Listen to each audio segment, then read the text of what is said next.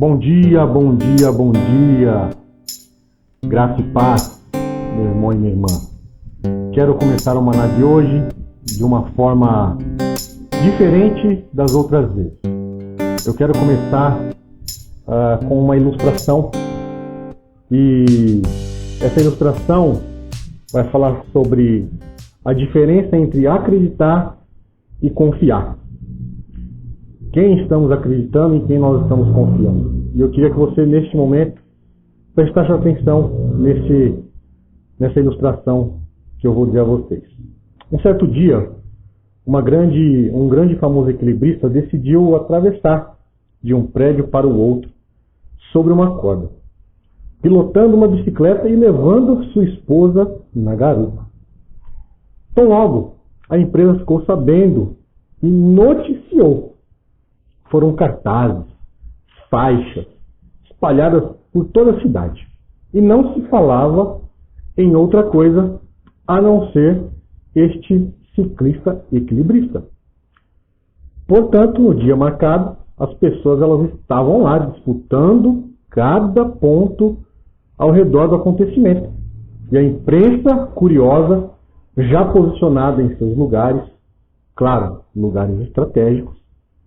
Então, o equilibrista e a sua esposa, na garupa, começaram a travessia com a sua bicicleta. O silêncio só era quebrado naquele momento quando o homem era açoitado pelo vento, que balançava perigosamente sobre o abismo entre os prédios. Dava uma parada, respirava e prosseguia para o outro lado. Quando finalmente o equilibrista chegou no outro prédio, todos que estavam assistindo aplaudiram, ovacionaram o casal. Quando foi um repórter, querendo se destacar diante dos seus colegas, disse ao homem: "Eu sabia que você conseguiria. Nunca duvidei. Afinal, você é o melhor equilibrista que eu já vi."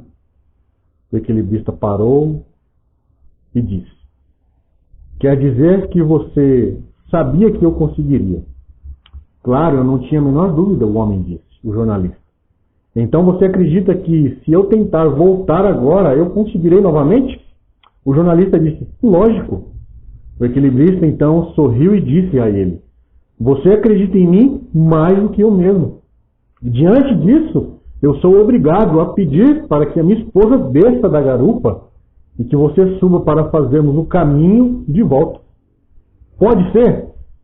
O jornalista, pálido de medo e vergonha, óbvio, disse: "Eu não. Tenho medo de altura." Então o malabarista replicou: "Você acredita que eu atravesso, mas não confia em mim." Ou seja, deixa eu lhe dizer uma coisa, através dessa ilustração que eu acabei de colocar para você. Quem acredita está dando crédito e pensa ser verdadeiro. Mas quem de fato confia, se entrega, muda o seu modo de agir, de pensar, de falar e renuncia todas as demais coisas para viver naquilo que nós confiamos. Diante dessa ilustração, eu quero meditar contigo, com você nesta manhã, sobre aquilo que está escrito lá em Salmos, capítulo 37, verso 4 e 5, que vai dizer assim: "Confia no Senhor e pratica o bem, assim habitarás em paz na terra e verdadeiramente será alimentado. Deleita-te no Senhor, e Ele satisfará os desejos do teu coração." O 5, entrega o seu caminho. E esse caminho no grego significa estrada, distância, jornada, maneira, direção, hábito. Ou seja, está se referindo ao curso da vida. Continuando, entrega o caminho ao Senhor, confia nele e o mais Ele fará. Essa versão que eu li está na King James atualizada. Sabe, meu irmão e minha irmã, esse salmo ele aborda um problema de longa data que eu e você passamos. Por que os justos sofrem enquanto os perversos parecem prosperar? A gente sempre faz essa pergunta ao longo do tempo. E com toda certeza, sim. Mas a condição é que nós entreguemos o nosso coração, o nosso caminho ao Senhor, confiando nele. Porque não atendemos o convite do Senhor, entregue o caminho a ele. Na verdade, a condição não se refere ao mérito, mas ao exercício da liberdade humana. A liberdade de desejar um objeto do cuidado de Deus. E entregar o caminho ao Senhor não é renunciar à liberdade, e sim exercer a liberdade que nós temos em Cristo Jesus. E meditando sobre esse capítulo 37, podemos observar algumas situações. Podemos tirar 3 situações que dificultam a nossa total entrega a Deus. A primeira é comparação. A segunda, ansiedade. E a terceira é a nossa visão limitada diante de Deus. A comparação é tudo aquilo que produz em mim e você uma decepção por causa da prosperidade dos outros, ou dos ímpios, ou dos maus, como você queira chamar. A nossa comparação é sempre seletiva e por isso sempre despreza o todo. Quem olha para os outros e se acha menos ou mais amados por Deus, eu te garanto, está errando grandemente. Quando vemos os ímpios que aparentemente está se dando bem, devemos ter em mente que o amor de Deus inclui a justiça dele. E a justiça de Deus excede a nossa.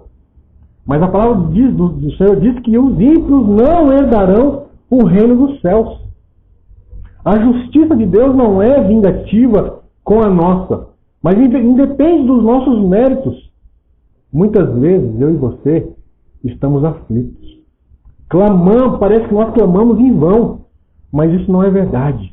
Quando clamamos ao Senhor, Ele ouve e nos livra de todas as nossas aflições. Se nós queremos a justiça de Deus, temos que manter os nossos olhos nele. Se devemos fazer alguma comparação, que nós possamos nos comparar com o próprio Deus, com o próprio Criador. E o segundo ponto que eu quero colocar aqui diante desse capítulo é a nossa ansiedade. Diante do que pode nos acontecer. Contra a ansiedade, o melhor antídoto é reconhecer que nós não somos capazes de dirigir o nosso próprio destino. É a nossa, é a minha e a sua tarefa desenvolver todos os nossos esforços para vivermos segundo os princípios e os nossos alvos. Há situações na minha e na sua vida que fogem do nosso controle, porque estão sob o controle de outra pessoa, ou de outros fatores, ou de outras situações. Quero te dizer que nós não estamos à deriva, mas não temos o controle de tudo. Não temos o controle do nosso cérebro. De repente, algo nele desanda. Esquecemos alguma coisa. Não temos o controle do nosso corpo, que muitas vezes algo nele não funciona. Não temos o controle da nossa família, contra a nossa vontade, o nosso esforço. E muitas vezes a gente acha que desabou. O fato de nós perdermos o controle das coisas não quer dizer que as coisas não têm o controle. Deus é que está no controle de todas as coisas. Ele é quem está no comando de tudo. Olha só o que o salmista diz lá em 46:10. Aquietai-vos e sabeis que eu sou Deus, e serei exaltado às nações sobre a terra. E o terceiro ponto é a nossa visão limitada. Perceba que boa parte de nós cremos um Deus que criou o mundo segundo as leis, boas, imutáveis, e se tornou um grande espectador do ciclo da vida. Muitas vezes achamos isso. Mas devemos antes nos lembrar que a nossa visão de Deus é sempre limitada. Mas a visão de Deus, ela é ilimitada. Esse amor é a graça em operação. Operação que ainda hoje se realiza em mim e realiza em você. Muitos dos nossos conflitos com Deus advêm da nossa ignorância quanto ao seu amor.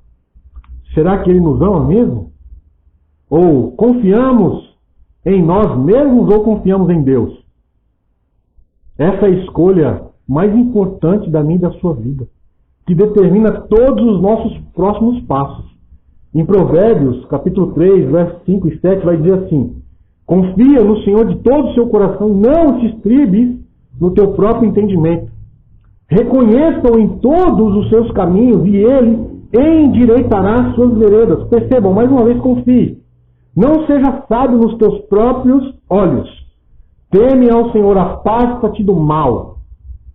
Para confiar em Deus, você precisa pôr a sua felicidade em Deus e não nas coisas. Não podemos amá-lo como Ele nos ama, mas devemos amá-lo de todo o nosso coração, de toda a nossa alma, de todas as nossas forças. Em Deuteronômio também, capítulo 6, verso 5, vai dizer assim: amarás, pois, o Senhor teu Deus de todo o teu coração, de toda a tua alma e de todo o teu poder. Então eu quero te desafiar, coloque hoje os seus anseios, coloque hoje os seus desejos diante dele. Mas antes de colocar, quero te dar aquilo que realmente precisamos. Ou queremos ter o que os outros têm. Pôr a nossa felicidade em Deus é parar de idolatrar a nós mesmos. O fundamento da religião é eu mereço. Se amamos o nosso Deus, podemos com paciência entregar a Ele os nossos desejos. Coloque a sua vida nas mãos desse Todo-Poderoso. Nós somos chamados todos os dias a entregar a nossa vida ao Senhor. Todos os dias que nós possamos seguir caminhando, mas também entregando a nossa caminhada a Ele. Ele nos redime do nosso passado. Ele nos ilumina, Ele ilumina o nosso presente. E Ele sinaliza o nosso futuro. A nossa oração diária deve ser como a do salmista, 62, verso 5. Somente em Deus eu encontro a paz, e nele ponho a minha esperança.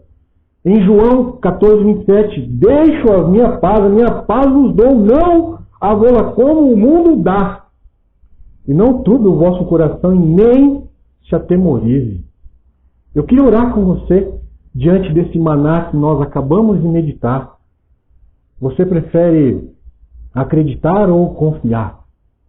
Entregue seus caminhos para o Senhor. Vamos orar? Pai, em nome de Jesus, eu quero te louvar e te agradecer. Obrigado por esta oportunidade.